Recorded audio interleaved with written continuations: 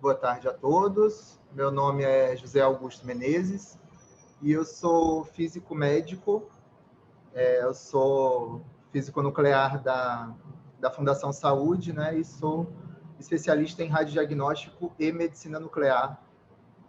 Então, eu vou falar hoje um pouco sobre... A minha apresentação hoje vai ser sobre um pouco da radiação no ambiente hospitalar, né?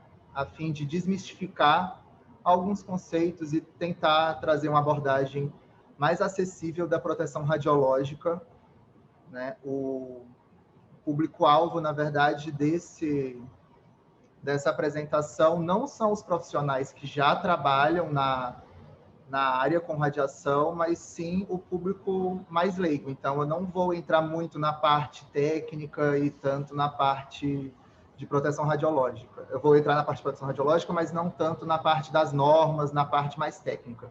Isso eu vou deixar para o próximo encontro, porque é mais voltado ao pessoal da área. Tá? Então, a ideia dessa palestra mesmo é mais desmistificar, explicar o que é radiação, um pouco nesse sentido. E mostrar algumas técnicas que utilizam radiação dentro de um hospital, dentro do ambiente hospitalar. Então, a princípio, eu vou começar, não tem como a gente falar de radiação sem falar um pouco da estrutura da matéria, falar um pouquinho de átomos e moléculas, tá? Eu vou tentar não entrar muito na parte física, tentar ser um pouco mais acessível mesmo. Vou falar também sobre radiação, radioatividade, radiação ionizante, não ionizante, natural, artificial, e falar das modalidades de imagem tanto de imagem quanto de terapia dentro de um hospital, né? Ressonância magnética, radiologia, radioterapia, medicina nuclear, ultrassom. E por a gente estar dentro do Hemorrio, também vou falar um pouquinho do irradiador de sangue dos hemocomponentes. Sempre entrando mais na parte de como é cada categoria, cada técnica, e falando um pouquinho da proteção radiológica associada. Então, vamos lá. Começando com a parte da estrutura da matéria, quando a gente fala do átomo, né, o que é o átomo? O nome átomo já significa aquilo que não pode ser dividido. Então, ele vai ser a menor divisão de um elemento onde a identidade química é mantida. Ou seja, é a menor divisão de um elemento químico. Tá? Toda a matéria é composta por átomo, e o átomo ele é composto por duas regiões principais. Uma região central, que é o núcleo, né? E uma região periférica. Na região central é onde ele concentra a principal parte da massa, e é formada por prótons, que é uma partícula de carga positiva, e por nêutrons, que é uma partícula de carga zero. Tá? E uma região periférica, aqui, que é onde se encontram os elétrons. Essa região periférica onde se encontram os elétrons é chamada de eletrosfera. E os elétrons, eles têm carga negativa. Então, a mesma quantidade de prótons do núcleo é a mesma quantidade de elétrons da eletrosfera. Então, o átomo em si, ele é neutro. Ele tem a mesma quantidade de carga positiva e a mesma quantidade de carga negativa. E os elétrons que ficam em volta, eles têm uma massa muito menor do que a massa dos prótons e dos nêutrons. É quase 2.000 vezes menor. Então, por isso que a gente fala que no centro do núcleo, no centro do átomo, né, no núcleo, é onde ele concentra a maior quantidade da sua massa. Então,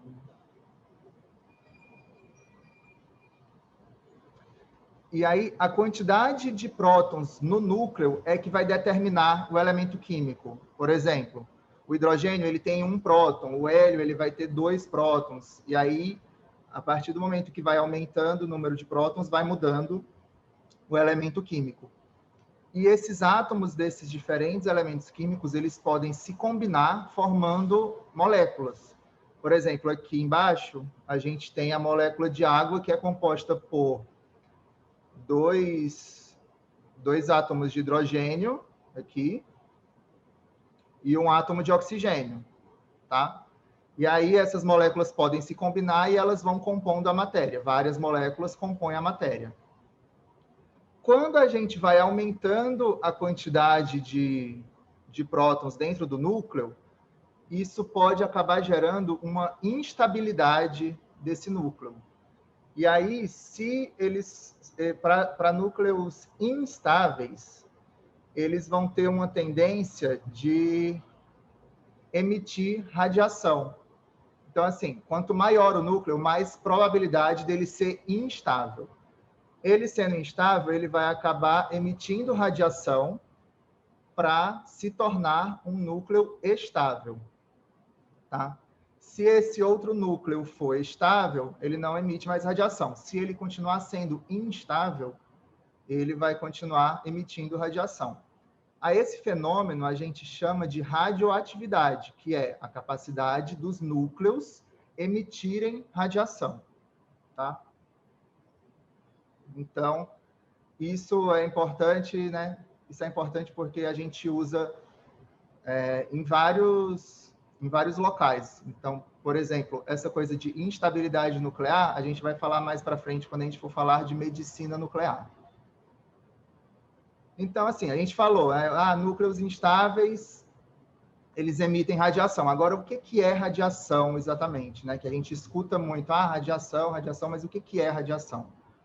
Vamos voltando lá para terceira, quarto ano do ensino fundamental, quando a gente aprendeu o quê? Que vento é o ar em movimento, né?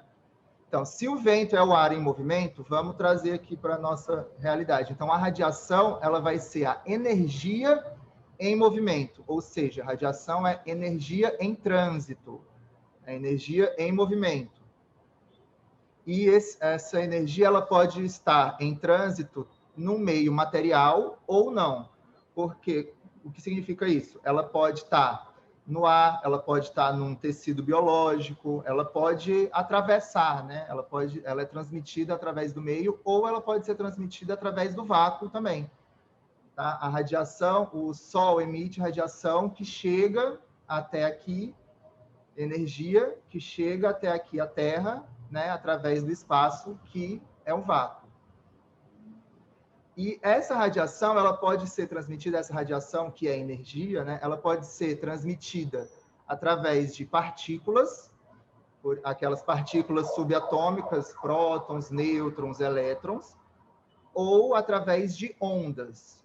Essas ondas, elas são chamadas de ondas eletromagnéticas e elas não contêm massa, tá? As partículas, elas contêm massa, possuem massa, as ondas não possuem massa. E a radiação ela pode ser natural ou artificial. Eu vou falar um pouquinho mais para frente disso.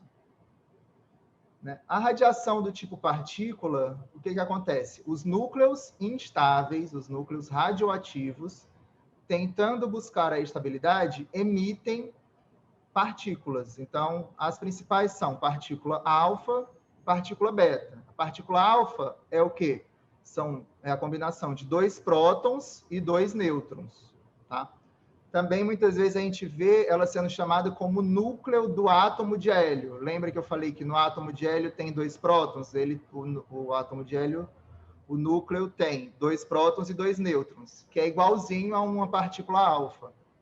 Então, na verdade, para a partícula alfa virar um átomo de hélio, ela só precisa de 2 elétrons. Então, muitas vezes, a gente vê na literatura, né, em alguns locais, que fala a partícula alfa é um núcleo do átomo de hélio. E a partícula beta, ela é muito similar ao elétron. Ela possui a mesma massa do elétron, ou seja, uma massa bem menor comparado a prótons e nêutrons. E ela pode ser beta positivo ou beta negativo. Se ela for beta negativo, ela tem a mesma massa do elétron e a mesma carga do elétron, ou seja, é um elétron, tá? E beta positivo, ela tem a mesma massa do elétron, porém ela tem a carga positiva. E isso significa que ela também é chamada de pósitron, tá? Já as ondas eletromagnéticas, as partículas, elas são...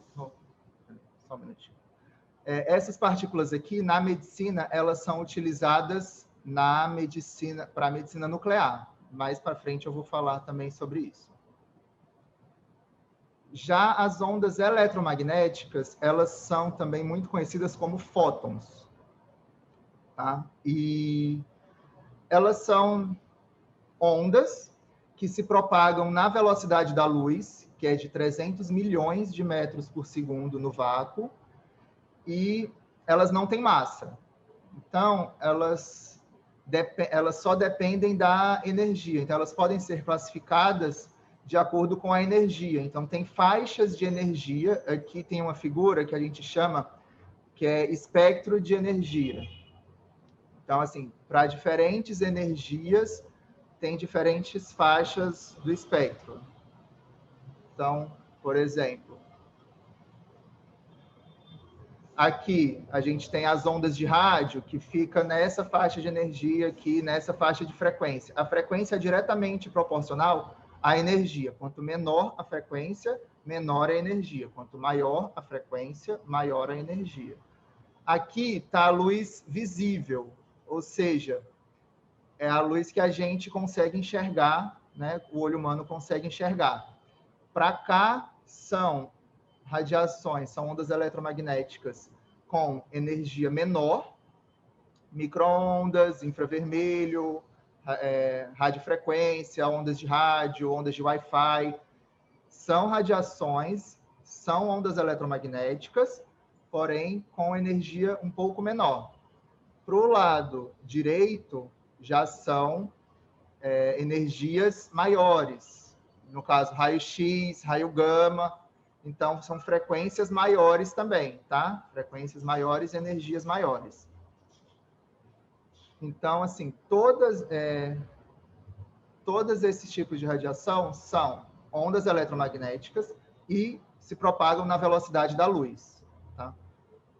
Só que algumas possuem mais energia, outras menos energia. Com base nisso, nessa questão energética, a gente pode classificar as ondas eletromagnéticas em radiações ionizantes e não ionizantes. Eu vou falar agora sobre isso. Tem que limpar.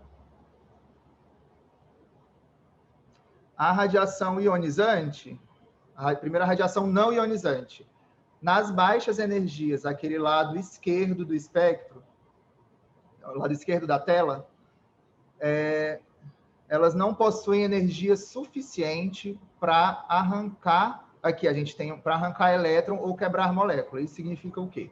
A gente tem o átomo aqui, o fóton, que é uma onda eletromagnética, interage com esse átomo, mas ele não tem energia suficiente para arrancar o elétron. Então, ele só excita o átomo, tá? Isso poderia acontecer também com uma molécula. Ele só excita ou faz a molécula vibrar, tá? E aí pode aparecer aquecimento. Exemplos de ondas que são radiação não ionizante são as ondas de rádio, micro-ondas, infravermelho e ultravioleta. Por exemplo, micro-ondas, que todo mundo tem em casa um micro-ondas, né? A maioria das pessoas. O que acontece no micro-ondas? Ali dentro tem radiação não ionizante, ou seja, de baixa frequência, de baixa energia, que não consegue quebrar moléculas, porém, ela consegue fazer as moléculas vibrarem ali, e aí essas moléculas vibrando começam a gerar um aquecimento daquele local. Então, na verdade, a vibração das moléculas aquece aquele local, né? No caso, o alimento. E por ser uma radiação de baixa energia, a radiação praticamente não sai do micro-ondas. Ele mesmo já blinda a própria radiação, tá? Então, não precisa se preocupar com aquela coisa de botei o micro-ondas, tem que sair do ambiente, tem que sair da cozinha. Não precisa se preocupar com isso, porque o próprio equipamento já blinda aquela radiação que está ali dentro, tá? Já as radiações ionizantes, elas têm mais energia. Então, elas têm a capacidade de arrancar os elétrons dos átomos ou de quebrar moléculas, tá? Então, aqui em cima a gente vê, tipo, chega o fóton, né? E aí, tipo, ele quebra, gerando um íon e um elétron livre. Aqui, uma molécula de água, por exemplo, foi quebrada e aí gerou um radical OH- e um íon H+.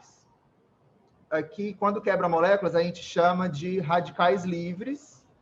Quando quebra fótons, a gente chama de íons. E por que isso é problemático? Os átomos, os íons e os radicais livres, eles acabam sendo muito reativos, porque a tendência deles é se religar. Pode ser que eles se religuem entre si, ou pode ser que eles busquem de outros locais. Então, pode ser que esse íon vá buscar um elétron em outro local. Pode ser que esse radical vá quebrar uma outra molécula acabe quebrando outra molécula, tá? E então, sempre a gente já escutou muitas vezes, tipo, os radicais livres são prejudiciais, né? Porque no nosso corpo, o nosso corpo é basicamente constituído de água. Então, quando ocorre a quebra da molécula de água, forma-se esse radical aqui, né? O hidroxila, o OH-. Então, esse radical ele pode quebrar outras moléculas do corpo humano, que a mais problemática seria a quebra da molécula de DNA.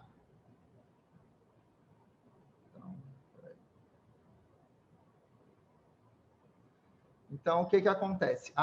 Então, no fim das contas, as radiações ionizantes elas podem causar quebras nas moléculas de DNA, tanto diretamente, seria como a radiação na forma de partícula quebra a molécula de DNA, ou indiretamente, a radiação na forma de onda quebra uma molécula de água e a molécula de água quebra o DNA.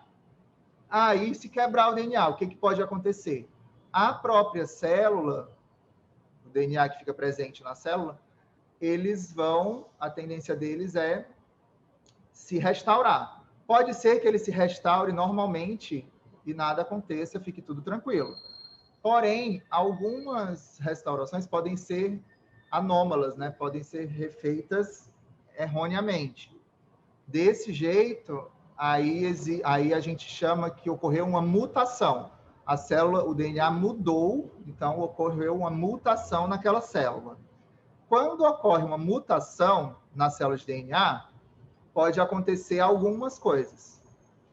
Ocorreu a mutação, né? Primeiro pode ter o reparo celular, a maior parte das mutações são corrigidas pela própria célula mesmo, ou pode acontecer que o organismo perceba que aquela célula não está correta, está errada, e acabe ele mesmo matando aquela célula, ou, ainda assim, houve muitas quebras da molécula de DNA e a célula morreu, né?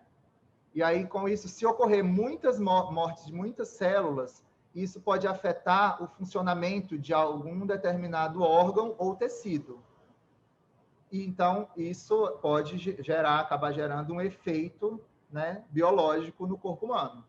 Isso é muito utilizado, por exemplo, na radioterapia, porque a radioterapia a gente usa a radiação para provocar um grande número de morte naquelas células, no caso, uma célula de tecido tumoral, né? Célula de um tumor, que a gente quer exatamente matar a maior quantidade de célula tumoral para diminuir aquele tumor e diminuir aquele câncer. Então, isso é utilizado também na medicina. Só que, além da morte celular, pode acontecer que a mutação não consiga reparar, a célula não morra e ela consiga se replicar, se reproduzir. Então, células mutantes sobrevivem e começam a se replicar. Ela se replicando pode dar origem a um câncer né? Então, aí pode dar origem ao que a gente chama de carcinogênese. Esse efeito, ele é probabilístico, ou seja, ele independe da dose. É estatístico, é aleatório e é estatístico. Então, quanto mais quebras de DNA, mais mutações, mais chance de ter uma célula mutante que sobreviva e possa gerar um processo de carcinogênese.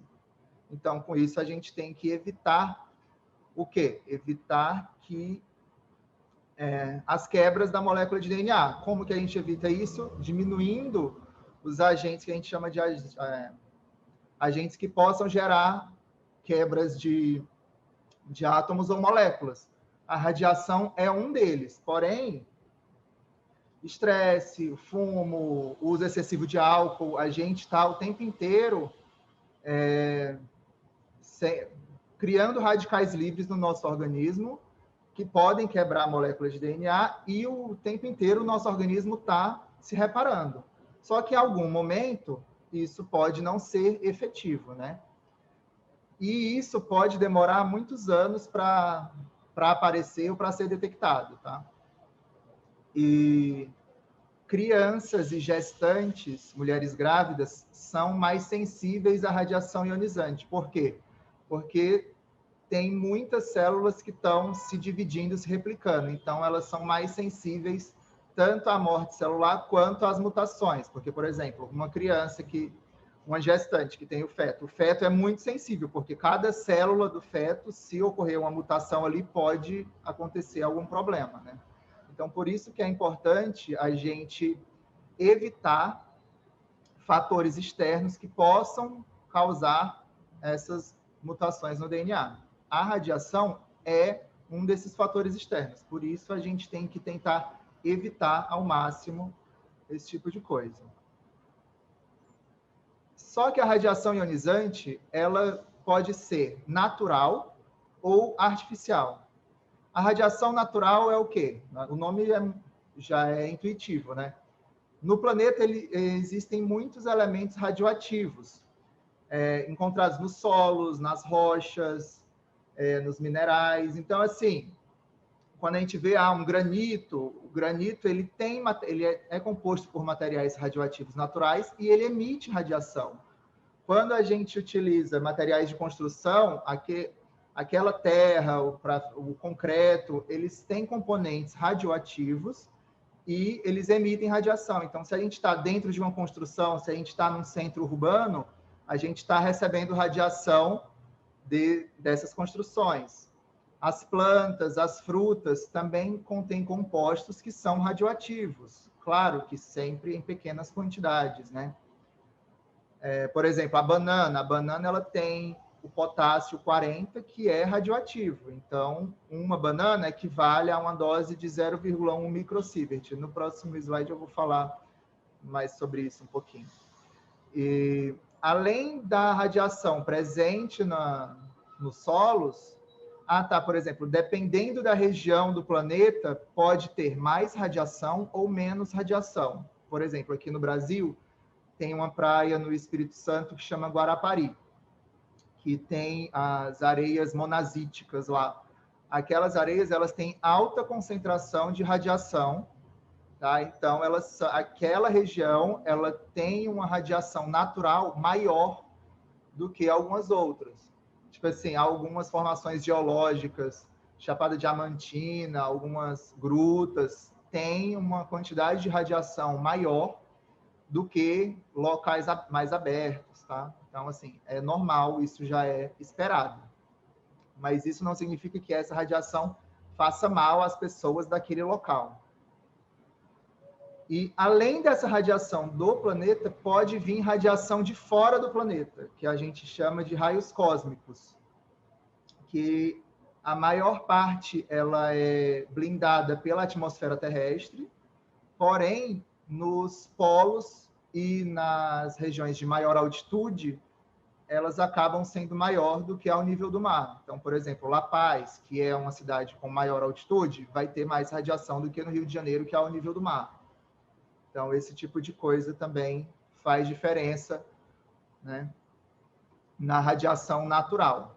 A castanha do Pará também, ela tem o selênio 75, que é um material radioativo natural, que é encontrado na castanha, e também gera uma dose, quando a gente ingere, gera uma dose no nosso organismo. Então, aqui, por exemplo, coloquei uma tabela ilustrativa para a gente ter uma ideia, tipo assim, de quantas bananas a gente teria que comer para atingir a dose de algumas práticas, né? Então, por exemplo, um raio-x odontológico aqui embaixo, a gente vê que a gente teria que consumir 50 bananas para atingir a mesma dose de um raio-x odontológico. Um voo de Londres a Nova York. Lembra que quanto maior a altitude, maior é a radiação proveniente de fora do planeta. Então, a gente acaba tendo mais radiação.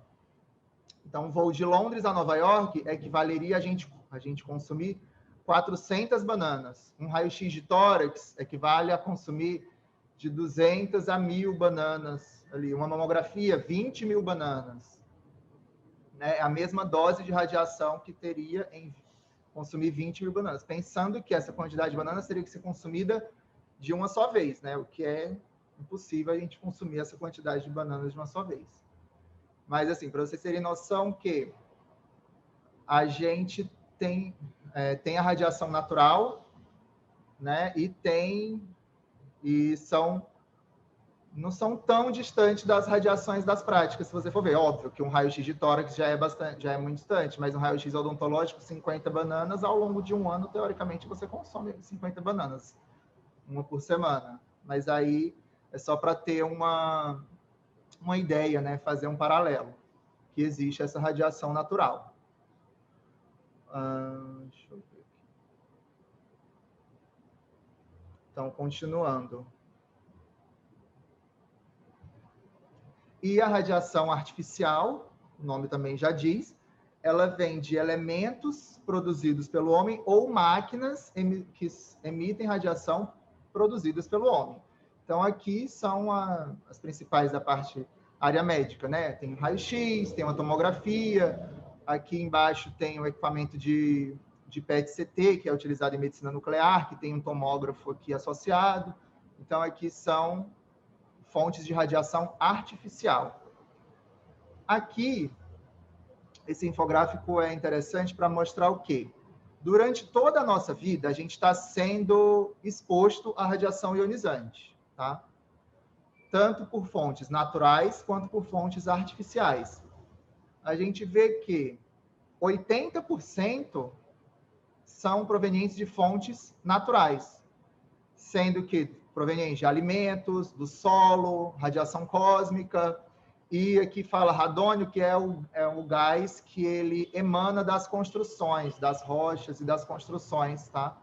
Então, o radônio, ele é um filho radioativo do urânio, e ele, só da gente estar dentro de uma construção, morar num apartamento, morar numa casa construída com tijolo, com concreto, a gente já está exposto a esse radônio. E 42% da radiação que a gente toma, que a gente recebe durante toda a nossa vida, é proveniente disso. Tá? E aqui a radiação cósmica que está aqui em cima de 13%, na verdade, se a gente for pensar em piloto de avião, comissário de bordo, eles recebem bem mais que isso. Inclusive, eles são, hoje, os profissionais que são mais expostos à radiação durante o seu trabalho. Ao contrário do que a gente, às vezes, pode pensar que são os operadores de reatores nucleares, de usina nuclear, ou então, tipo, o pessoal que trabalha com radiação dentro do hospital. Não, na verdade, quem mais recebe radiação durante o seu trabalho são equipes de tripulação e os pilotos de avião, tá? Por isso também que eles têm uma questão tipo de horas de voo que você tem para diminuir isso, porque isso é risco associado ao trabalho. Então, assim, se a gente vê, 80% é radiação natural. Não tem muito como a gente controlar. não é por isso que a gente precisa deixar de viajar de avião ou ir para outro local, né? Porque só da gente estar aqui no planeta a gente está recebendo radiação. Porém, esses 20% aqui que vem de radiação artificial, que é geralmente de práticas médicas, esse a gente consegue controlar. Então, nesse caso, a gente tenta controlar esses 20%. Por causa disso, por essa necessidade, foi criada o conceito de proteção radiológica, tá? Que é para evitar para que as exposições à radiação ionizante das fontes artificiais sejam limitadas e mantidas em níveis considerados seguros. Ah, mas como que a gente sabe esses níveis considerados seguros? Isso vem de estudos de populações que foram expostas a muita radiação ionizante. Quais são essas populações? Sobreviventes da bomba atômica de Hiroshima e Nagasaki. A bomba atômica tinha muita radiação ionizante ali dentro. Então, toda aquela população é estudada ao longo do tempo e vê os efeitos que pode acontecer. Sabe-se quais foram as doses que eles tomaram e que eles tomam ao longo dos anos. E aí, com isso, pode-se criar modelos e níveis considerados seguros, tá? Então, assim, bomba atômica, Chernobyl, né? Aquela população ali que recebeu, você sabe o que pode causar, tipo, uma irradiação em pouco tempo, tipo, uma radiação aguda, que a gente chama. Ou então aqui, que teve o acidente de Goiânia também, em 1987, também aquela população toda vai ser estudada. Então, esses estudos são que ajudam a especificar quais níveis podem ser considerados seguros. Tá? E, além disso, todas as práticas médicas têm que ser justificadas e otimizadas. Justificadas por quê?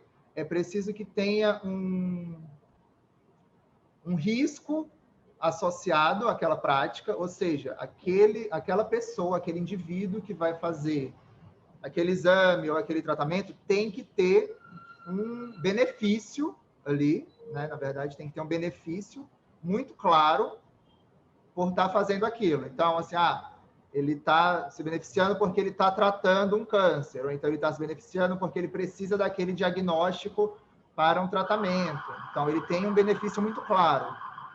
E tem que ser otimizado, ou seja, aquele exame, aquele tratamento tem que gerar resultado esperado, entregando a menor dose de radiação possível e expondo o menor número de pessoas durante a prática, tá? E tudo isso é muito bem embasado em leis, normas e diretrizes, tanto nacionais quanto internacionais.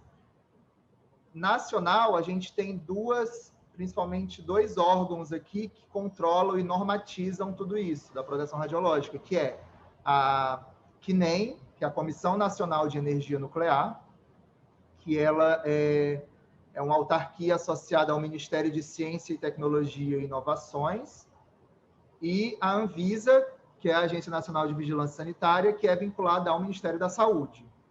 Então, esses dois órgãos nacionais que ditam as normas e diretrizes das práticas médicas, e também a CNEM também vê prática de usina nuclear, como, por exemplo, Angra, vê radiação na indústria, ela que controla toda essa parte também. E o Brasil, ele também é ligado à Agência Internacional de Energia Atômica, que ela tem sede na Europa, em Viena, na Áustria, e ao Conselho Nacional de Proteção Radiológica, que é dos Estados Unidos, é um órgão americano de proteção radiológica dos Estados Unidos.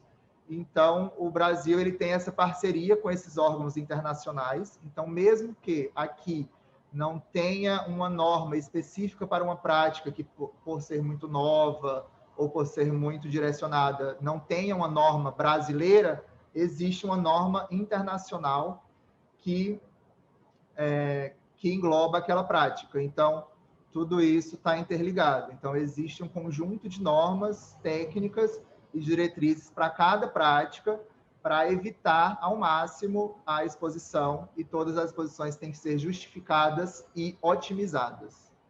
Tá? Então, agora vindo na parte da radiação no ambiente hospitalar, a gente tem, primeiro eu vou falar das radiações não ionizantes, que são aquelas que não possuem energia suficiente para quebrar moléculas ou arrancar elétrons dos átomos, que aqui a gente tem principalmente a ressonância magnética, mas também tem ultravioleta, né, na esterilização de ambientes, como bactericida, fungicida. Tem infravermelho, que é muito utilizado na fisioterapia. Tem terapia laser também, né? E tem o ultrassom. O ultrassom está aqui, mas na verdade ele é radiação não ionizante, mas na verdade não é radiação. Eu vou falar um pouquinho dele agora. O ultrassom, ele é uma técnica de imagem, mas ele não usa ondas eletromagnéticas, ele usa ondas mecânicas, que são ondas sonoras, né, na faixa do ultrassom. O ultrassom é a faixa acima da qual o ouvido humano consegue escutar. Então, o ultrassom ele utiliza ondas mecânicas, ondas sonoras, nessa faixa de ultrassom, e ele tem transdutores, que são aparelhos que transformam energia elétrica em onda mecânica. Através de uma vibração, ele transforma a energia elétrica em onda mecânica, e ele também recebe onda mecânica e transforma em energia elétrica para formar a imagem. E esses transdutores, eles têm vários tipos e formatos, como tem aqui embaixo, que aí depende, pode ser usado na superfície da pele ou dentro de cavidades, tudo depende dependendo da prática que está associado, tem diferentes tipos de transdutores. Não é radiação ionizante, né?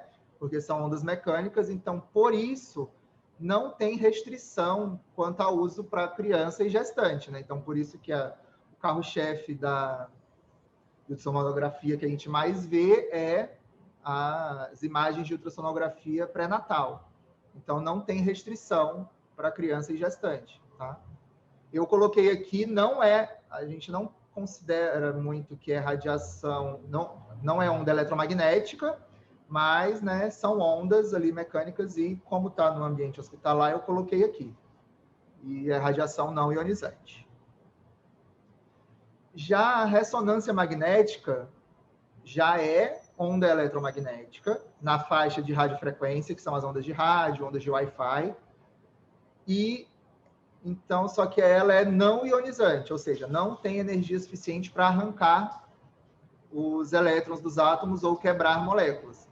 Porém, nas salas de ressonância magnética, tem um campo magnético intenso, ou seja, tem um ímã muito grande, é como se tivesse um ímã muito potente lá dentro. Então, por causa desse campo magnético intenso, é que tem que ter alguns cuidados. Na verdade, os cuidados aqui nem é por causa das ondas eletromagnéticas, mas sim por causa do campo magnético. Tá? Então, por causa disso, tem que ter alguns cuidados. O principal é evitar materiais metálicos na sala, porque um ímã muito forte vai puxar esse material. Então, os acidentes e incidentes que podem acontecer em ressonância magnética é por causa disso. Então, tem geralmente um aviso semelhante a esse nas portas, e sempre tem, você conversa com o paciente, os técnicos conversam bem com o paciente antes, fala para tirar todos os metais, pergunta se tem marca-passo, algum implante metálico ou neuroestimulador, né, algum implante, porque caso tenha algum implante, se for marca-passo, pode ser que ele altere o funcionamento do marca-passo e pode causar uma arritmia no paciente. Caso tenha um implante metálico, pode gerar um aquecimento, semelhante ali o ultrassom, ali pode haver um aquecimento daquele implante, e tendo esse aquecimento pode gerar uma queimadura no paciente. Então, assim, os acidentes e incidentes que podem acontecer na ressonância magnética é por causa do campo magnético e não por causa da radiação eletromagnética associada. porque é uma radiação, porém não é uma radiação ionizante, não tem energia suficiente para ionizar átomos e quebrar moléculas. Então, com isso, também não é contraindicado a criança, não é contraindicado a gestante, pode ser realizado. Tá? Agora, as radiações ionizantes, né? Que aí é a parte que a gente foca um pouquinho mais, que é a parte da proteção radiológica, é mais incisiva, é mais presente, né? Que as principais práticas são a radiologia, também chamado radiodiagnóstico, tanto a médica quanto a odontológica, a radioterapia, a medicina nuclear, e tem também a parte de esterilização e radiador de sangue, né? Quando a gente está no Hemorrio, eu também vou citar isso. Então, a radiologia, primeira coisa, a radiologia ela vai utilizar equipamentos emissores de radiação, geralmente ali na faixa dos raios-x, são os chamados raios-x, para gerar imagens que vão auxiliar os diagnósticos. A radiologia não utiliza materiais radioativos, ou seja, não usa os núcleos radioativos, tá? Então, ela usa um equipamento elétrico que, durante ali o seu funcionamento, pode emitir radiação. Então, por ser um equipamento elétrico, o que a gente pode dizer? É possível ligar e desligar o tubo, ou seja, é possível ligar e desligar a radiação.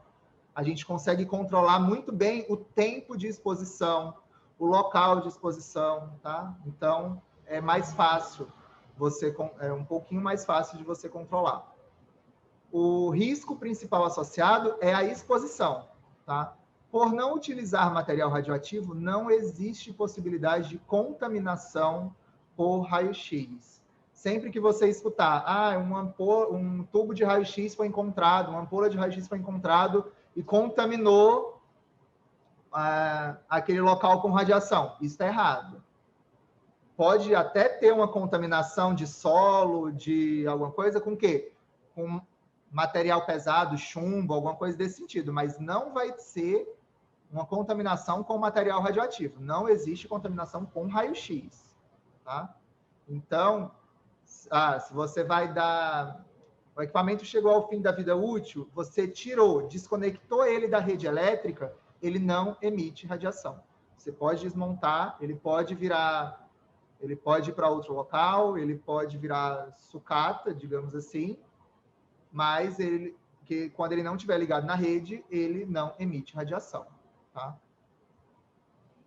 Então, aqui é mais ou menos o que eu falei. Tem um tubo emissor de radiação, um equipamento emissor de radiação na parte.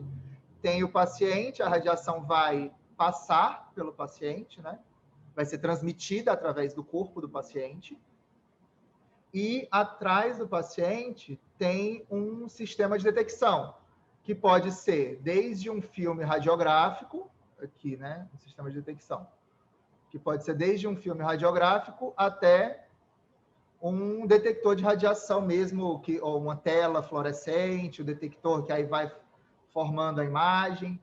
E aí, de acordo com a densidade dos órgãos e das estruturas do corpo, vai tendo as diferenças de contraste.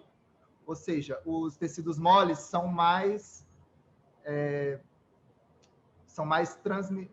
translúcidos à radiação do que as estruturas mais densas, no caso, os ossos. Então, nesse caso, a radiologia acaba sendo melhor para ver, tem maior diferença de contraste entre osso e partes moles. É mais fácil você ver osso, né? Ver partes mais densas.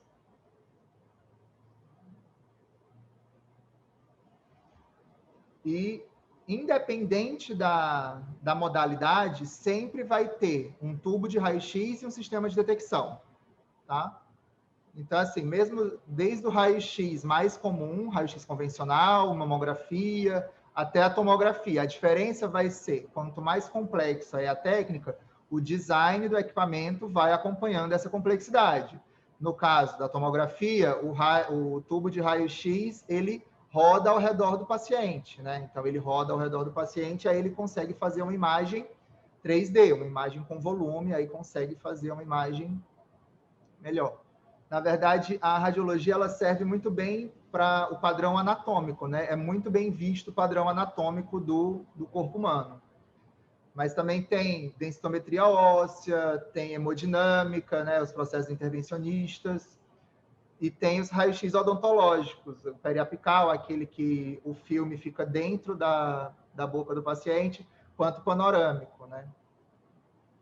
E notem que todas, sempre o operador ele está atrás de alguma barreira física durante a operação. Aqui no caso da tomografia, porque ainda está no posicionamento, mas o exame é feito com o operador dentro de uma sala de exame que tem uma blindagem, uma parede entre a sala de comando e a sala de exame. Já que no intervencionismo, é um pouquinho mais complexo, porque o intervencionismo ele não pode, o operador, o médico, é um procedimento geralmente cirúrgico, né? E aí eles precisam estar próximo ao paciente. Então, nesse caso, é utilizado como barreira, uma barreira móvel, um equipamento de proteção individual, no caso dos aventais de chumbo, que eu vou falar mais aqui para frente. Além disso, sempre que usa radiação ionizante, e no raio-x principalmente, vai ter sempre esse símbolo aqui, em amarelo e magenta, né, que é chamado de trifólio, é o símbolo internacional da radiação ionizante. Independente do local do mundo que você tiver, sempre que tiver esse símbolo em alguma porta, em algum ambiente, em algum local, significa o quê? Que naquele local existe a possibilidade de exposição à radiação ionizante, tá? Então, todas as práticas que utilizam radiação ionizante vão ter esse símbolo nas áreas de acesso. Então, na porta vai ter o símbolo internacional da radiação ionizante, vai ter escrito que tipo de radiação é, no caso aqui, raio-x, e vai ter entrada proibida a pessoas não autorizadas ou entrada restrita. Vai ter algo nesse sentido. Vai ter também, sempre tem, nas salas de raio-x, uma sinalização luminosa, aqui, uma sinalização luminosa em cima da porta e vai ter o aviso. Quando a luz vermelha estiver acesa, a entrada é proibida. Isso vai ter sempre, em qualquer lugar do país tem que ter isso. E essa luz ela está diretamente associada à rede elétrica, à exposição do tubo. Isso significa o quê? Se a luz está ligada, o tubo está ligado. Se a luz está desligada, o tubo está desligado. Tá? Então, quando apaga a luz, eu poderia entrar na sala. Eu não preciso esperar um tempo, porque a radiação não precisa se dissipar. Porque lembra que o raio-x é igual à luz, visível, assim, mesma velocidade?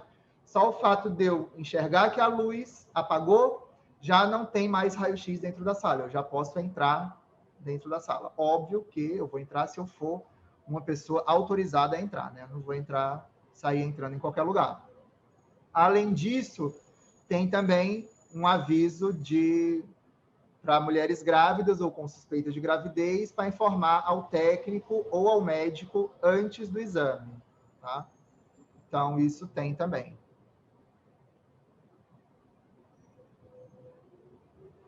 E quanto aos acompanhantes e os operadores, no caso, os técnicos de raio-x, né? Técnicos, tecnólogos de raio-x. Os acompanhantes, o ideal é somente quando realmente tiver necessidade, quando é estritamente necessário. Aí entra aquela coisa da otimização. A gente vai expor o menor número de pessoas possíveis durante aquela prática. E o operador sempre deve permanecer na sala de comando, exceto hemodinâmica, né? E aí, assim, caso alguém precise ficar na sala, no caso de uma criança, né, que algum familiar precisa ficar ali na sala, durante a exposição, durante o tubo está expondo, está ligado e está expondo, tem que utilizar esse acompanhante, tem que utilizar os equipamentos de proteção individual, que são o quê?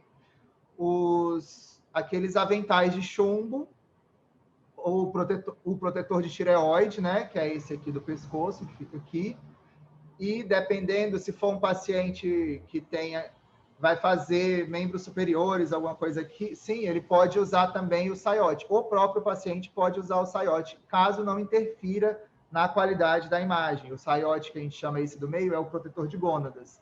Então, todas as salas de raio-x têm que ter disponível esses materiais, esses equipamentos de proteção individual, para, caso precise de algum acompanhante, isso ser disponibilizado durante o procedimento. Caso não precise ninguém ficar lá dentro, a pessoa fica do lado de fora, e aí não precisa usar, obviamente. E mesmo com os equipamentos de proteção individual, se não tiver necessidade da pessoa ficar do lado do paciente, ou muito próximo ao paciente, a pessoa tem que ficar o mais distante possível. O ideal é pelo menos 2 metros do equipamento. Isso vale muito quando a gente fala em raio-x móvel, que às vezes faz raio-x, faz exame de raio-x no leito de enfermaria, né? Então, o que acontece? Nesse caso, às vezes é complicado você conseguir, primeiro, ter equipamento de proteção individual para todo mundo, às vezes na enfermaria é complicado. Então, nesse caso, não precisaria utilizar equipamento de proteção individual em todo mundo. Porém, o ideal é que seja realizada aquela prática a 2 metros de distância das pessoas. Então, assim, todo mundo tem que ficar a 2 metros de distância do equipamento.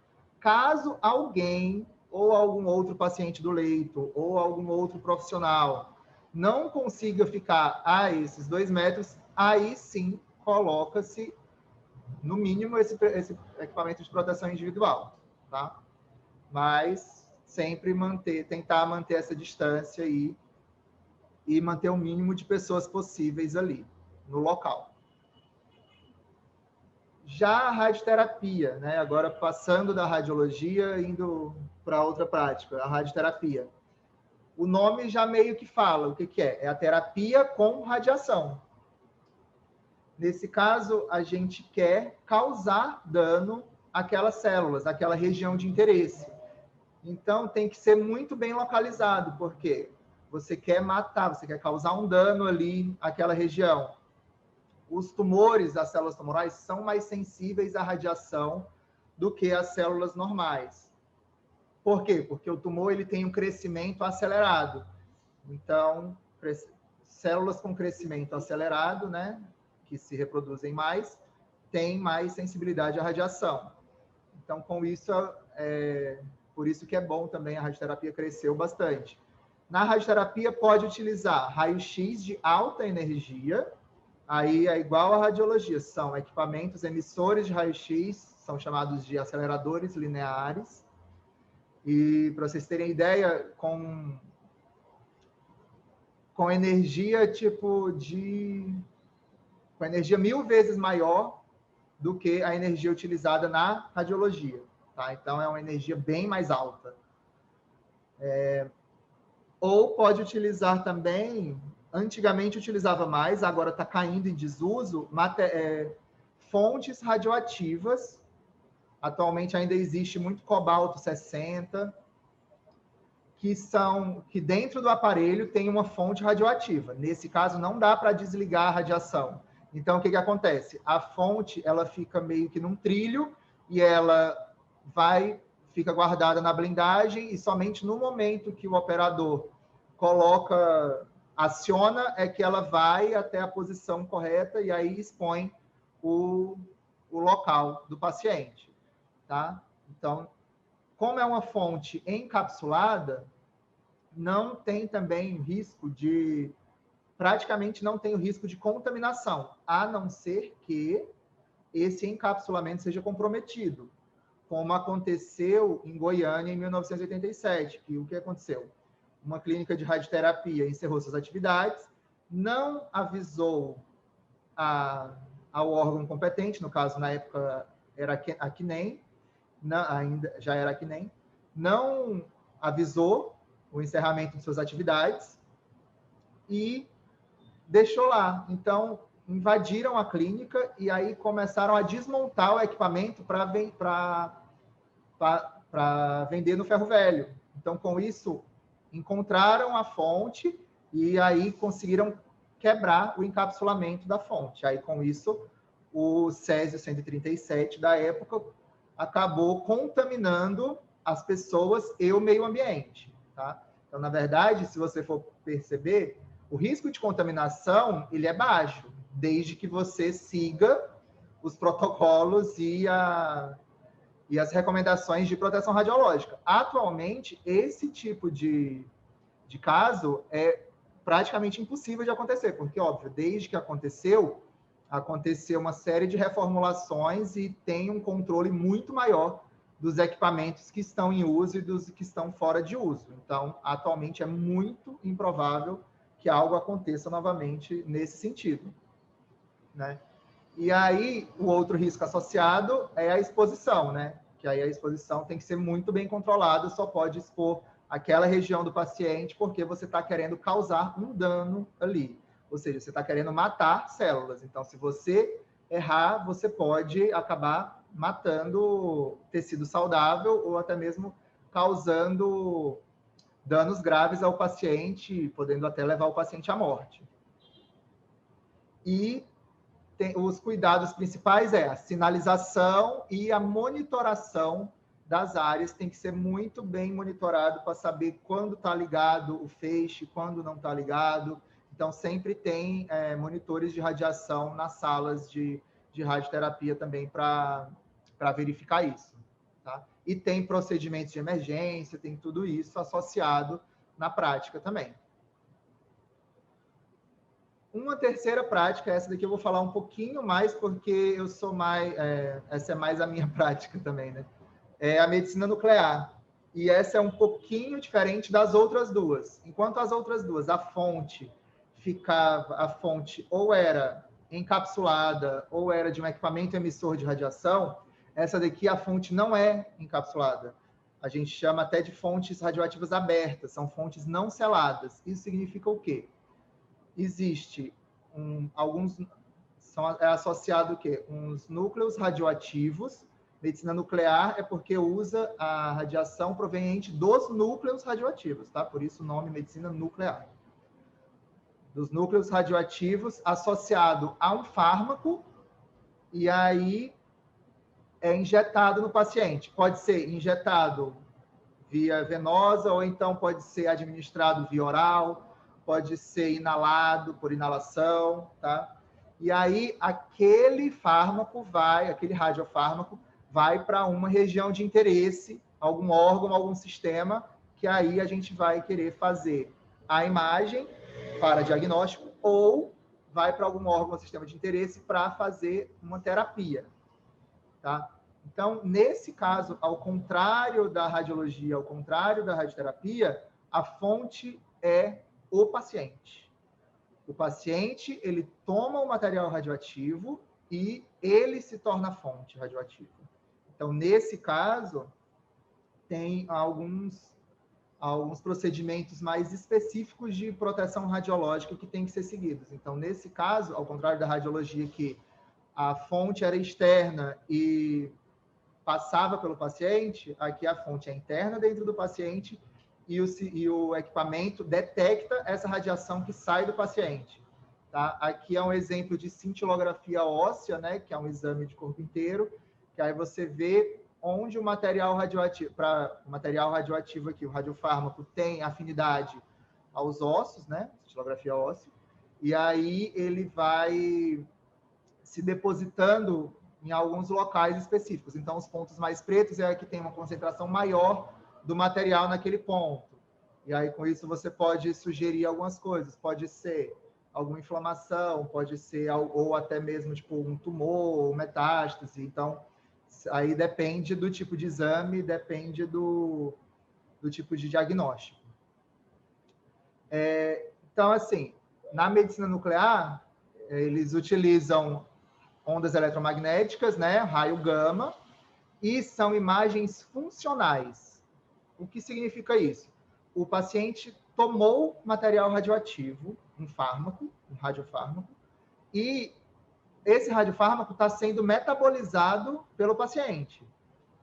Então, assim, você está estudando, você vai fazer a imagem em tempo real, ou seja, enquanto o fármaco está sendo metabolizado.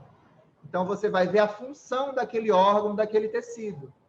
Tá? Então, você não tem um padrão, nesse caso, você não tem um padrão anatômico tão bom, não tem uma resolução espacial tão boa, porém, você vê uma funcionalidade melhor no diagnóstico, né? Você consegue ver bem a funcionalidade do órgão do tecido de interesse. Então, aqui, essa imagem, por exemplo, é uma imagem de cintilografia do miocárdio, que tem vários cortes em várias direções. Se você for ver, é uma imagem borrada, não é uma imagem que tem boa resolução espacial. Porém, ela é uma imagem funcional, ela mostra bem onde está as regiões que têm a captação normal ou as que não têm. Então, ela mostra bem o funcionamento do miocárdio, tá? Então, ela dá outras informações. E, por causa disso, por não ter um padrão anatômico tão bom quanto da radiologia, muitas vezes a medicina nuclear tem sistemas híbridos, que é o sistema de detecção de medicina nuclear mais um sistema de emissão de tubo de raio-x. No caso, ela pode estar associada a uma tomografia computadorizada. Então, aqui, por exemplo, vou dar um exemplo do exame de PET scan, ou PET-CT, que é, o PET é tomografia por emissão de pósitrons, que usa radiação nuclear tipo pósitron e detecta aqui também para fazer, né, na medicina nuclear. Então, essa imagem aqui seria a parte da medicina nuclear, relativa só à concentração do radiofármaco nos órgãos e tecidos. Essa imagem aqui é uma imagem de tomografia computadorizada, raio-x, que passa pelo paciente, né? Imagem de transmissão. E aí, essa aqui seriam as duas imagens fusionadas. Então, aqui, nessa segunda, do raio-x, a gente tem um padrão anatômico muito bom, muito presente, de alta resolução. Essa daqui, primeira, do PET, a gente tem uma funcionalidade, e aí as duas juntas dão essa informação mais completa, né? Aqui é um equipamento de PET scan, onde esse primeiro anel seria a tomografia computadorizada, e esse segundo aqui seria o detector da radiação do PET, né? Então, é muito utilizada e muito importante para oncologia e também para inflamação, porque você consegue ver exatamente o local onde tem um determinado tumor, se tem metástase, fazer estadiamento. Então, é muito importante e é muito preciso, né? É um exame muito preciso, porque ele junta tanto a questão anatômica quanto a funcionalidade. Ele junta o melhor das duas áreas.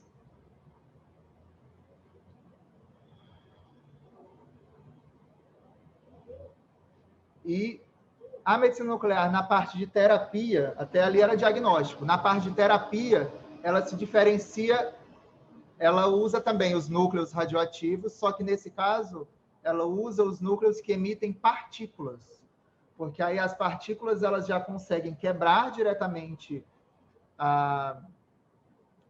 o DNA e aí já conseguem causar um dano naquele local ali. Então, elas já são mais...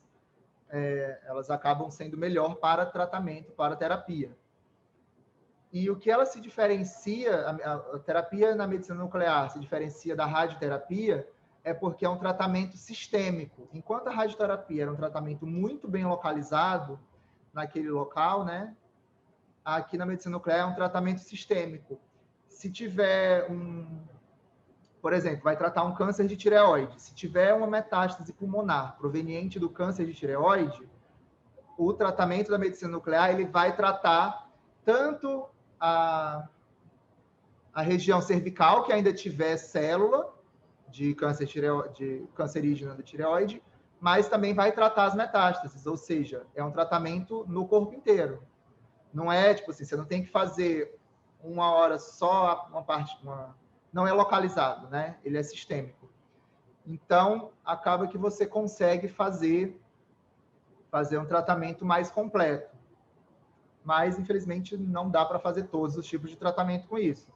Aqui eu coloquei 2, né, que é a iodoterapia, que já é um tratamento muito difundido na medicina nuclear, que ela pode ser tanto para hipertireoidismo quanto para câncer de tireoide.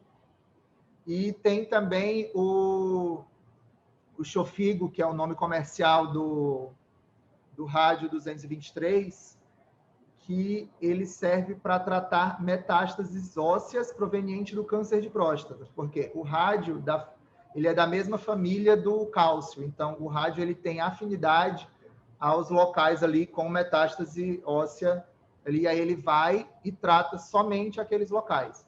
E o rádio 223 ele é um emissor de partícula alfa, então ele libera a radiação só naquele local, causa o dano só naquele local, que é exatamente o que a gente espera ali, né?